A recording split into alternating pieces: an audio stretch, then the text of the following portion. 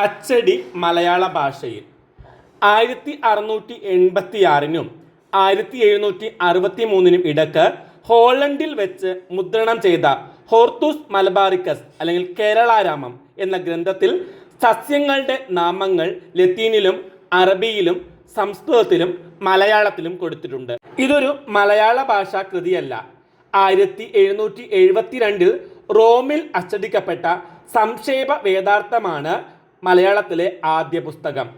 മലയാള ഭാഷയിൽ അച്ചടിക്കപ്പെട്ട ആദ്യ കൃതിയും സംക്ഷേപ വേദാർത്ഥമാണ്. 18-ാം നൂറ്റാണ്ടിന്റെ അവസാനത്തിൽ ബോംബെയിലെ കുറിയർ പ്രസ്സിൽ റോബർട്ട് ഡ്രംമണ്ടിന്റെ grammar of the Malayalam language 1799 ഡിസംബറിൽ അച്ചടിച്ചു. ആദ്യത്തെ മലയാളം ബൈബിൾ 1811 അച്ചടിച്ചതും ഇതേ പ്രസ്സിൽ നിന്നാണ്. കേരളത്തിൽ മലയാളം അച്ചടി തുടങ്ങിയത് ബെഞ്ചമിൻ ബെയ്ലിയാണ്. മലയാളത്തിൽ ആദ്യമായി അച്ചടി തുടങ്ങിയത്, കേരളത്തിൽ വെച്ച് തുടങ്ങിയത് ബെഞ്ചമിൻ ബെയ്ലി ആയിരുന്നു. കേരളത്തിൽ അച്ചടിച്ച ആദ്യ മലയാള പുസ്തകം 1842 കോട്ടയം CMS നിന്ന് അച്ചടിച്ച ചെറുപൈതങ്ങൾക്ക് ഉപകാരാർത്ഥം ഇംഗ്ലീഷിൽ നിന്ന് പരിഭാഷപ്പെടുത്തിയ കഥകൾ എന്ന ഗ്രന്ഥമാണ്. ഇവയെല്ലാം ചതുര വടിവിലുള്ള അക്ഷരങ്ങളിലാണ് അച്ചടിച്ചിരുന്നത്. തുടർന്ന് ബെയ്ലി മലയാള ലിപികളുടെ മുഖം ആകർഷകമാക്കി.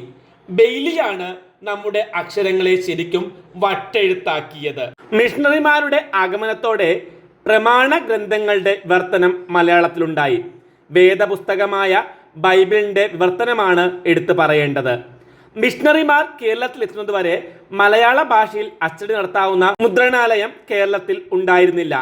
1811 മലയാളം ബൈബിളിന്റെ ജനനം. 1829 ബെഞ്ചമിൻ ബെയ്ലി പുതിയ നിയമം പ്രസിദ്ധീകരിച്ചു. പഴയ നിയമത്തിന്റെ 3 ഭാഗങ്ങൾ 1839, 40, 41 വർഷങ്ങളിൽ തർജ്ജമ ചെയ്ത് പ്രസിദ്ധീകരിച്ചതോടെ മലയാളം ബൈബിൾ പൂർണ്ണ രൂപത്തിലായി. പിന്നീട് ബാസൽ മിഷൻകാരുടെ ചുമതലയിൽ പുതിയ നിയമം മുഴുവനും പഴയ നിയമത്തിന്റെ ചില ഭാഗങ്ങളും തർജ്ജമ ചെയ്തു. മലയാള ഗദ്യത്തിന്റെ ചരിത്രത്തിൽ ബൈബിൾ വിവർത്തനങ്ങൾക്ക് നിർണായകമായ സ്ഥാനങ്ങളുണ്ട്.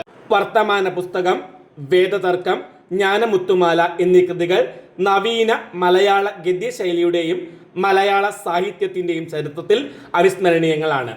കരിയാറ്റിൽ ഔസേപ്പ് കത്തനാർ രചിച്ച വേദതർക്കം സാമൂഹ്യ കാര്യങ്ങളിൽ മലയാളത്തിൽ പ്രതിപാദിച്ചിട്ടുള്ളതിന്റെ തെളിവാണ് ഈ കൃതി.